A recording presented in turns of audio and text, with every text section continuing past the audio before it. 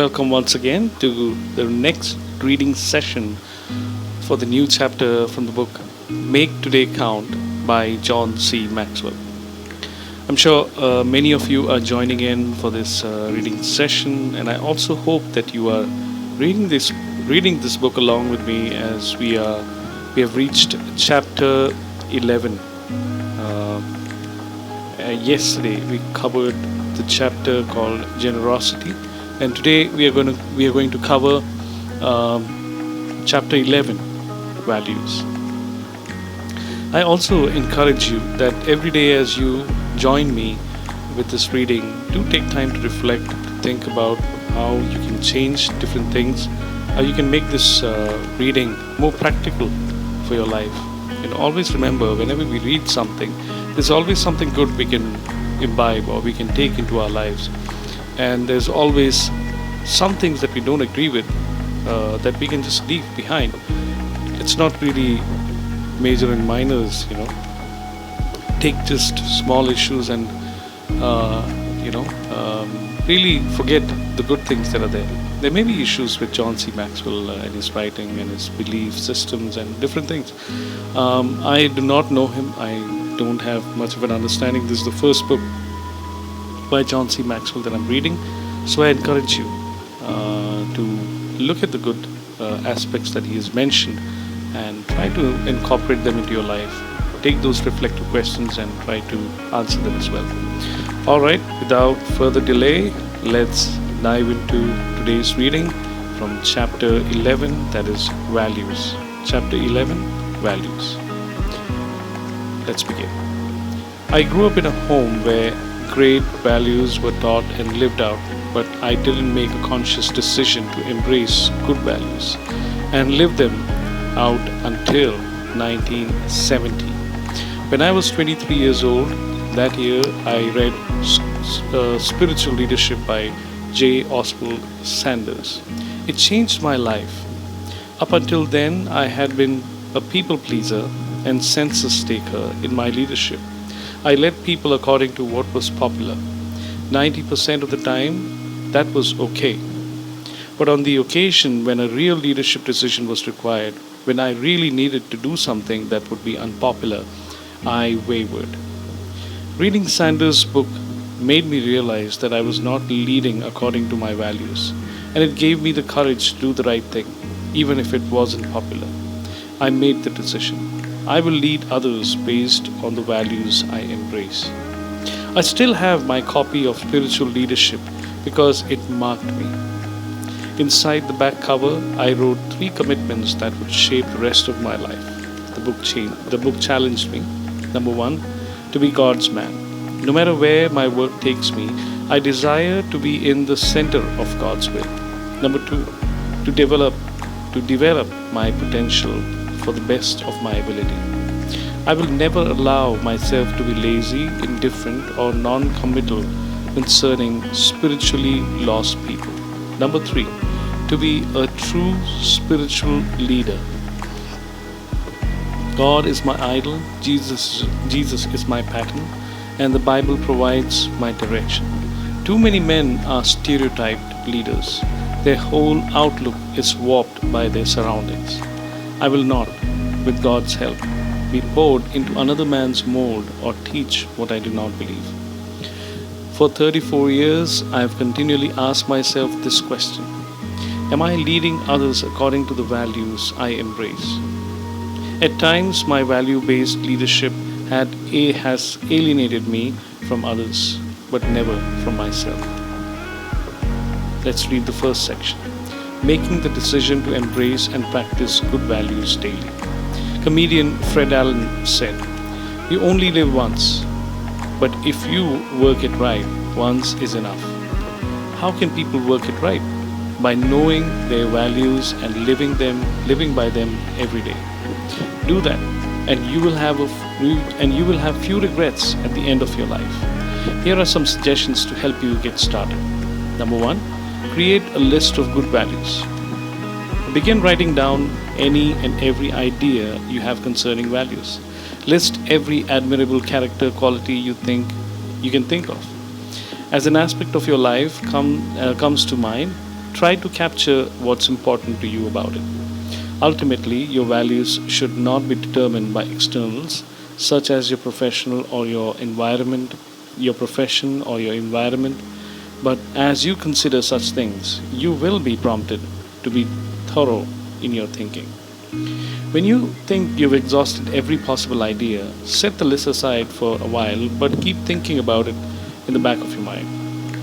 When new ideas come, add them to the list. You may also want to do some reading to stir your thinking and see if you've missed something or anything. After a few weeks, listen or begin to combine ideas on the list. For example, truthfulness and integrity really overlap, so do commitment and hard work.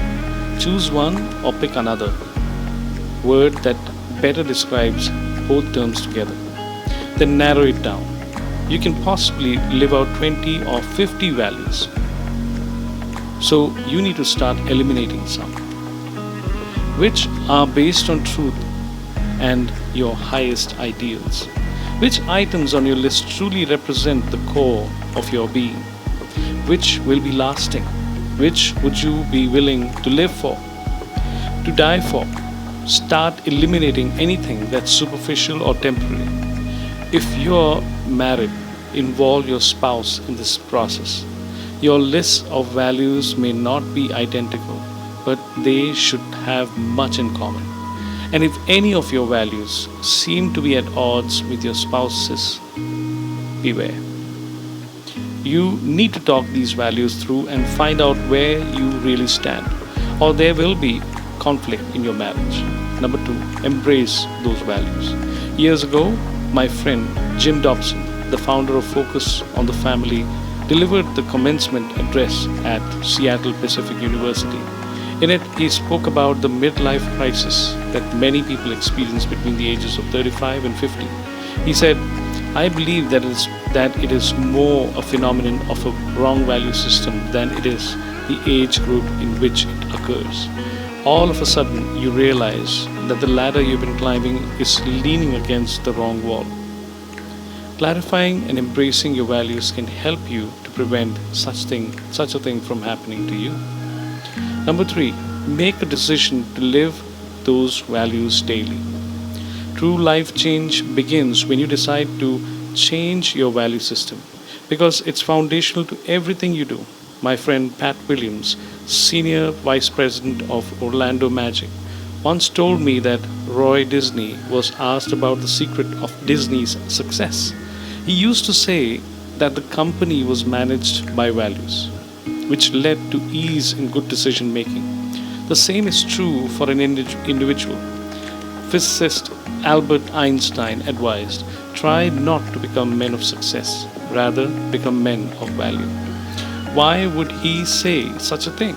Because he knew that having values keeps a person focused on the important things that leads to a better quality of life, a life of integrity. Besides, if you focus on your values, success is likely to follow you anyway. Let's continue with the next section, that is managing the discipline of values. Managing your life according to your values isn't easy. Why? Because your values will be tested daily by those who do not embrace them. Negative people will discount you when you display a positive attitude. People without families may not understand your devotion to your family. Unteachable people won't understand your decision to personal growth, and those whose priorities are different from yours will try to convince you to follow them or make unwise compromises. The discipline I practice to battle this is simple. Every day I review and reflect on my values. To help me do that, I keep a list of my daily dozen in my thinking companion. A little notebook I have always kept with me so that I can write down ideas and jot down reminders of things to tell Margaret. Every time I open the notebook, I see those 12 values. I also give myself the 12-minute test. At the end of each day, I spend 1 minute reviewing and reflecting on each of the daily dozen. That way I stay on track and I'm less likely to drift away from living out my values. To become a better to become better at embracing and practicing your values every day, follow these guidelines. Number 1, articulate and embrace your values daily. How do you manage something as abstract as your values? You begin by putting them in concrete form. Once you've created your list of values, write a descriptive statement for each one, explaining how you intend to apply it to your life and what benefit or direction that will bring. Keep the document where you can see it every day. Think about your values often to help them soak in. As you go through your day and face decision, measure your choices against your values. And whenever it's appropriate, talk about them. It not only cements your values in your mind and helps you to practice them, but it also adds a level of accountability. Good business leaders understand the importance of speaking about their values continually. Stu Leonard, president of the grocery store chain Stu Leonard's, says that he continually verbalizes the value of the company's customers. We don't see customers the way you do, he says. Our people imagine each of our customer with $50,000 tattooed on their forehead. How is that? It's simply a matter of math. $100 average amount each customer spends per week into 50 number of weeks per year customers shop his store into 10 average number of years residents live in his city is equal to $50,000, the value of each customer. When you embrace your values wholeheartedly and articulate them continually, you dramatically increase your chances of living them. Point number 2, compare your values to your practices daily. The gap between knowing and doing is significantly greater than the gap between ignorance and knowledge. A person who identifies and articulates his values but doesn't practice them is like a salesman who makes promises to a customer and then fails to deliver. He has no credibility. In business, the result is that the person loses his job. In life, the person loses his integrity. In 1995, Girish Shah, an assistant controller for a division of a Fortune 500 company, was charged with embezzling $988,000 from the company over an eight-year period. He pleaded no contest in court, and he was prepared to repay $728,000 immediately and borrow additional money from relatives to repay the rest. The CEO of the company was outraged. To quote officials, he wrote, "I view Mr. Shah's crime as particularly egregious. Not only did he steal from the stockholders of this Fortune 500 company, but he breached the fiduciary duty placed on him by the company and his superiors or supervisors.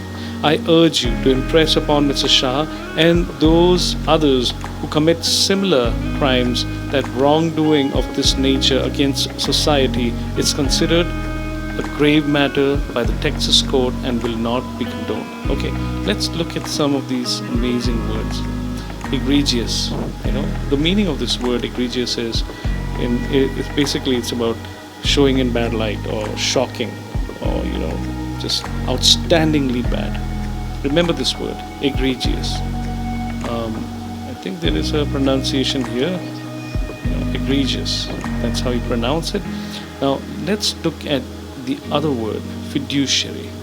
Okay, fiduciary, involving trust, especially with regard to relationship between a trustee and a beneficiary. So, how do you pronounce it? Fiduciary. Fiduciary. All right, fiduciary. So remember, when you read, try to get these words, egregious, fiduciary.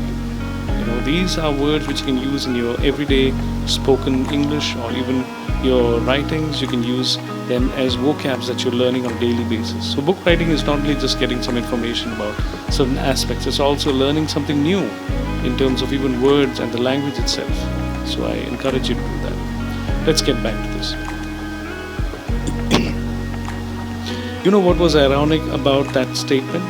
It was made by Tyco's CEO Denis Kozlowski.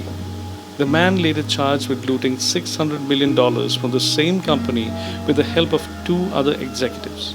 Evidently, that this connection between his stated values and his practices was a pattern.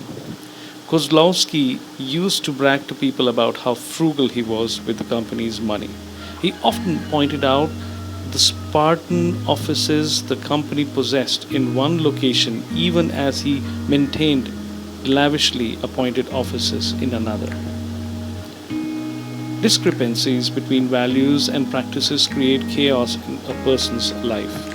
If you talk your values but neglect to walk them, then you will continually undermine your integrity and credibility. And that will happen even if you are unaware of your behavior and are not doing it intentionally. Number 3, live out your values regardless of your feelings. Many people get into trouble with their values and their feelings collide. Let me read that again. I read it wrong. Let me read that again. Many people get into trouble when their values and their feelings collide. When you're feeling good and everything's going your way, it's not difficult to consistently live out your values. However, when your values determine you should take an action that will hurt you or cost you something, it can be harder to follow through. If one of your values is integrity and you found a bank bag of money on the street that you suspected was stolen, you probably wouldn't have too difficult a time turning the money in to the police. But what if you saw your boss stealing from the company you work for and you knew that calling attention to it would get you fired? That choice would be more difficult, especially if you knew that losing your job might cost you your house or ruin you financially. Successful people do what's right no matter how they feel about it. They don't expect to be able to feel their way into acting. They act first and then hope that their feelings follow suit. Usually that doesn't involve anything dramatic. The tough decisions are the everyday ones. For example, if good health is one of my values, will I exercise even though I don't feel like it in the morning? Will I refrain from eating a big piece of chocolate cake even though I really want it? For me to be successful, my values, not my feelings, need to control my actions. Ken Blanchard and Norman Vincent Peale wrote in The Power of Ethical Management, nice guys may appear to finish last, but usually they are running a different race. Living by your values is running in a different race. Amazing. Well said. World over, and even in my own personal experience, I've seen a lot of people doing things that are just opposite to their own values and even the values that ethically should be holding them back from doing it. Having studied in school, college and university, I have seen time and time again a lot of students and a lot of people who even were my own compatriots just sitting in the examination hall and using the most unfair means possible to cheat in the exam so that they would not only pass the exam, they would have good and great marks. I always thought about those practices, what was the motivation for them to do this? How would it make them into a better, knowledgeable person? I'm sure that person will get great rewards and great recognition, but at the end of the day, would this question ever come up into their mind, into their conscience, to ask them, would you really succeed? Is that what you call success? So I like what John C. Maxwell has quoted from Ken Blanchard and Norman Vincent Peale's book, The power of ethical management. Nice guys may appear to finish last, but usually they are running a different race, so it doesn't really matter even if they appear to finish last in this race, because that's not their race. Living by our values is running in a different race. Beautiful. Well said. And this is the last point that I'm going to read for today. That was point number 3. Evaluate each day in the light of your values. Most people take very little time to do any reflective thinking. Yet, that is necessary for anyone who wants to live out his values with consistency. Ben Franklin used to get up in the morning asking himself, "What good will I do today?" When he went to bed, he asked himself, "What good did I do today?" He was evaluating himself in light of one of his values. For the last several years, I have tried to do something similar. At the end of the day, I reflect on whether I have added value to anyone's life during the day, because that is something I desire to do every day of my life. Here, we are on the reflection section. Your values decision today. Where do you stand when it comes to values today? Ask yourself these 3 questions. Have I already made the decision to embrace and practice good values daily? This is something I need to make, especially with regards to eating food, or what do I do when I'm alone? What do I waste time just watching mobile, or do I spend it reading or learning something? This is something I have to ask myself every day, like Ben Franklin, or as we popularly know, Benjamin Franklin. What good will I do today, and what good did I do today? So that's a hard one, but a true one. It's about walking the talk and talking the walk. It's just very important that one does that. If so, when did I make the decision today? What exactly did I decide? I just mentioned it, that I will review every single aspect of my life in terms of the decision that I made, in terms of intentionality, in terms of being intentional in trying to make things better, make things much more based on my values rather than what fits and what is right. So that's very important. Your values discipline for every day, based on the decision you made concerning values. What is the one discipline you must practice today and every day in order to be successful? That is to walk the talk, to do what I said, and not just just talk about it and forget about it. So that's what I decided, that today and every day, that's something I must do. So that's it for today. Thank you for joining in.